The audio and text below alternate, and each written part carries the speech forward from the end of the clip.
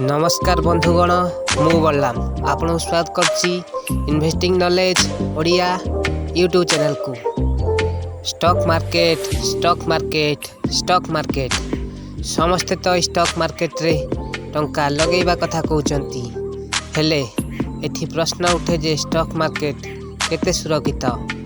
मु आपण मानकु जणै देबाकू चाहिबी जे stock market पूरा पूरी सुरक्षित, काहेकि ना याकू रेगुलेट करथाय SEBI securities and exchange board of India. SEBI हेउची भारत सरकार द्वारा गठन करा जाइथिबा एक संस्था जहाँ स्टॉक मार्केट गतिविधि को नियंत्रित करिथाय।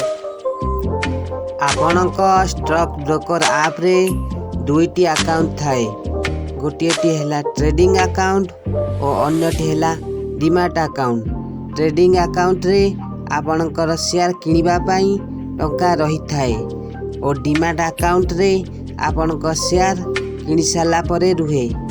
डीमैट अकाउंट रे शेयर आपणक स्टॉक ब्रोकर पाखरे रुहे नाही, या डिपोजिटरी पाखरे रुहे।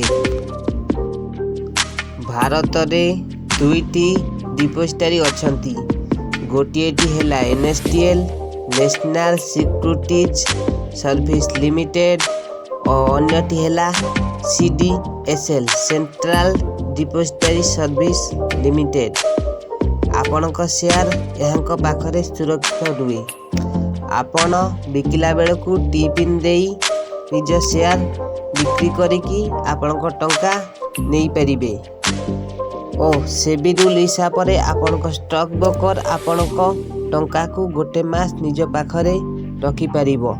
गोटे मास परे आपणक टंका ट्रेडिंग अकाउंट रु कटिकी ऑटोमेटिक आपणक बैंक अकाउंट को चली आसीबो। एठी आ गोटे प्रश्न उठे जे आपणक स्टॉक ब्रोकर कुआडे चली जाए कि बंद हो जाए तेबे कौन करिवे।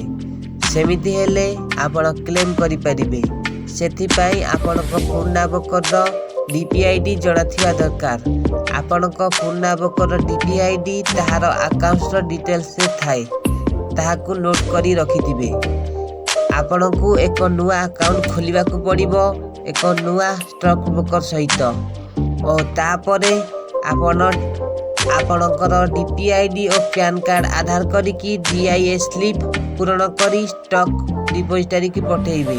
और तापरे आपणकर समस्त पुराना अकाउंट शेयर नुआ अकाउंट को चली आसीबो। तापरे आपण टी पिन देई जेतल चाहिबे आपणक शेयर बिक्री करिकी आपणक टंका नै परिबे।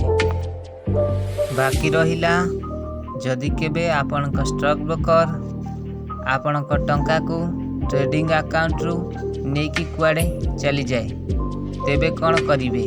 सेमिति हेले इन्वेस्टर प्रोटेक्शन फंड आईपीएफ रे कंप्लेन करी 15 लाख पर्यंत टंका फेरी पाई परिबे। किंतु एही कंप्लेन आपन को 3 वर्ष भितरे करिबा को हेबो।